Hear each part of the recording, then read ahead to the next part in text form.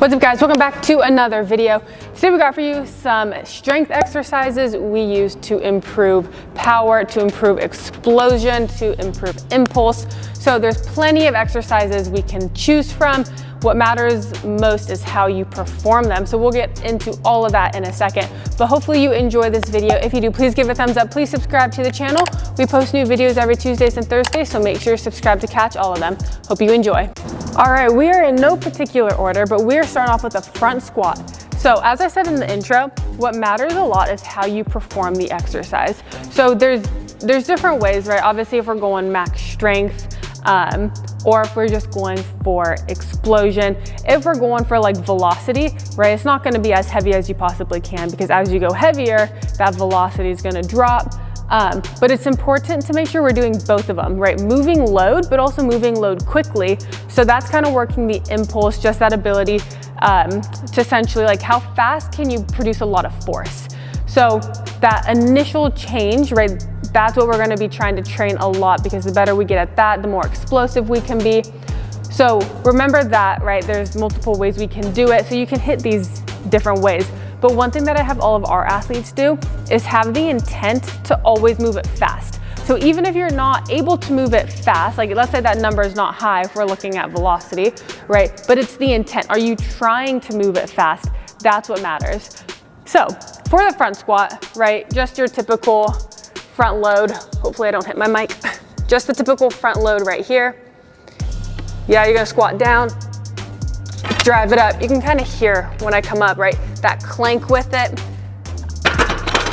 Making sure that we're just moving it really fast. I love front squat to produce explosiveness, great for body control. Being able to handle that load like on your front is so great, especially as we're like getting to jumps, being able to load going forward. We see high correlation between a good front squat and, let's say, a jump, for example. Number two, we are sticking to the squat theme. We're going back squat. Back squat's different from a front squat. Obviously one's front, one's back. It hits your body a little bit differently, right? Angles are different. So once again, we can go, heavy, we can go lighter and more explosive, kind of combine the two, right? So down, always come up as fast as you can. Even if I have a lot of load on here, like I said, it's the intent to move fast. That's going to be a game changer for your training. Number three, we are going pin squats. So we're using our safety bars for this. Essentially, it's a back squat, but what you're doing is you're coming down, controlling it, and then you're gonna rest the bars on the safety bar, or rest the bar on safety bars. You're gonna stay taut, right, at the bottom. Keep your contraction. Just because the bar is here doesn't mean you can relax. So you're gonna bring it down, it's gonna hit the bars, boom, you're gonna explode up as fast as you possibly can, okay? So this one, it's all about that ability to just produce force super duper fast. So I'm gonna be here, gonna control it down, put it on the bar, boom, pop up, down, on the bar, drive myself up, control it, pop up. So that ability to produce force out of that bottom, super great for explosion.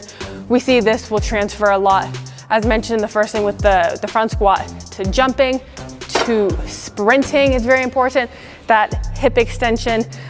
So love this variation. You can also load it up pretty heavy. Number four, we're going trap bar. I absolutely love trap bar for so many reasons.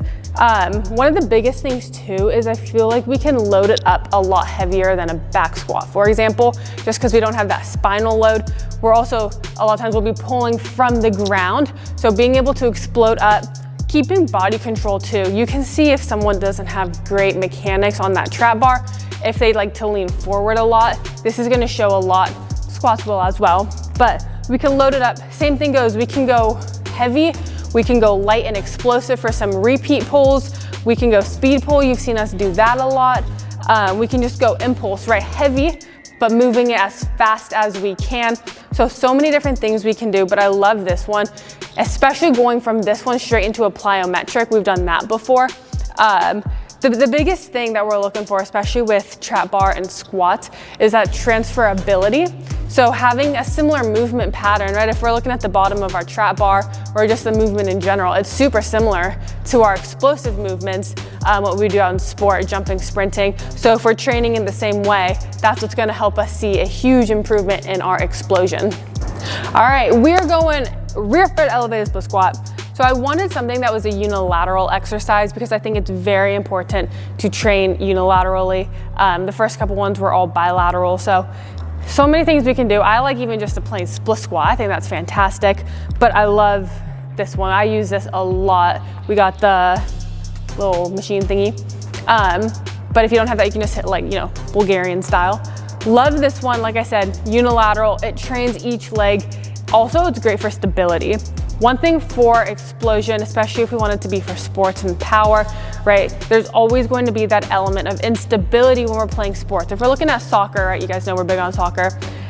You're usually gonna be bumping with someone. So if I'm going up for a header and I got someone else right next to me, there's that element of instability. But if I'm really good at being powerful, strong, and stable, that's gonna help me out when I'm on the field. So lots of things we can do, right? For example, we'll go a rear foot elevated barbell split squat.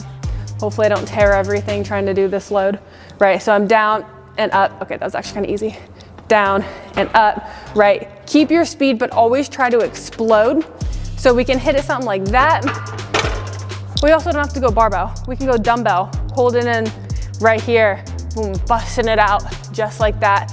We can go more for speed, where it's kind of like an overspeed thing, where let's say I'm holding on to two things. I don't know where I'm walking. Let's say I'm holding on to two poles and I'm helping pull myself down, up and down, pretend I was holding on to poles. That way I'm training my body to move faster than it can.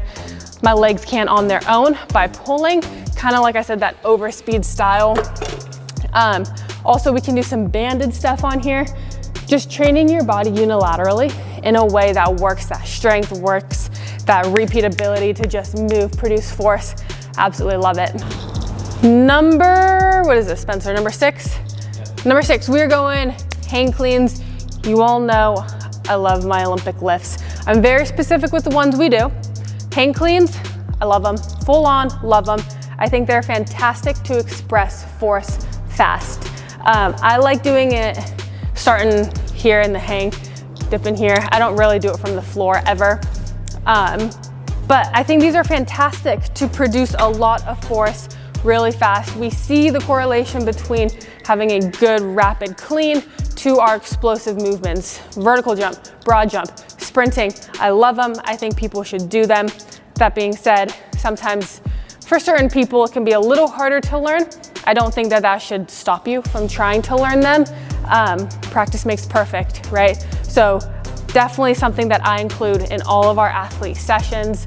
That was a full on line, not in all of our athlete sessions. For all of our athletes, I include them once they're at a level, they're proficient enough. You gotta make sure you can hold that load up there. But yeah, I absolutely love them for that hip extension. As I keep saying, that ability to produce a lot of force fast. While we're on the theme of Olympic lifts, we like to do jerks. So specifically a landmine split jerk. As I was kind of saying with the hang clean, sometimes you have to, vary the level of the movement depending on the athlete. Doing a landmine split jerk, I find universally, pretty much from the start, people can just get after it. I don't think it's that hard, to teach someone how to do a hang clean if they're good at, watching and learning. But something with like a split jerk, it is a landmine split jerk, I should say. It's easy. People can see, people can put load on relatively soon. You don't want to waste people's time too much. So we're gonna start here. You're gonna dip it, jump, drive it up, right? Just like that. So you get that full body power expression coming from the lower body. It extends up to the arms. If you don't want to do a landmine, you can just go regular split jerk. Those are fantastic. I smacked myself in the face doing them, so I'm kind of traumatized, hence why I really like the landmine. But these are fantastic. I use these a lot with our younger athletes as well, people who are like 12, 13, as long as they're proficient in the gym, right? We got to make sure they can hit that standard, but they come here and they're just busting it out. So I love these ones. You can load them up too. They're great for shoulders, for core, stability, power. They're good for so many things. Last but not least, we're going focusing a little bit more on posterior chain. 2 variations. Your typical RDL, right? So Romanian deadlift, you start in the hang position right here. You just load it, drive it back up. I really like this one. Good expression of power, gets the posterior chain involved. That one's fantastic. Also a hip thrust. So I love hip thrust. You can load the bar up, you can hit them explosively. Once again, working on that explosive hip extension, posterior chain. Everything we've done today, you're gonna get your posterior chain, but something that just kind of targets it a little bit more. You won't often see me deadlift from the floor, if ever. I think that there's just exercises that, you know, work a little bit better, in my opinion, to target that stuff. So we like a lot of RDLs here, single leg RDLs as well. Kettlebell swings, love them. Also like a lot of thrusts, barbell, dumbbell, foot elevated, lots of different variations. So remember, there are plenty of exercises you can do to improve your power, your explosion, your strength. These are not anywhere near the only exercises we do. These are just some if you're looking to get started to try to work on. I love these ones. These are staples in our programs, tried and true. So hopefully you enjoy this video. If you do, please give it a thumbs up. Please subscribe. We'll catch you in the next one.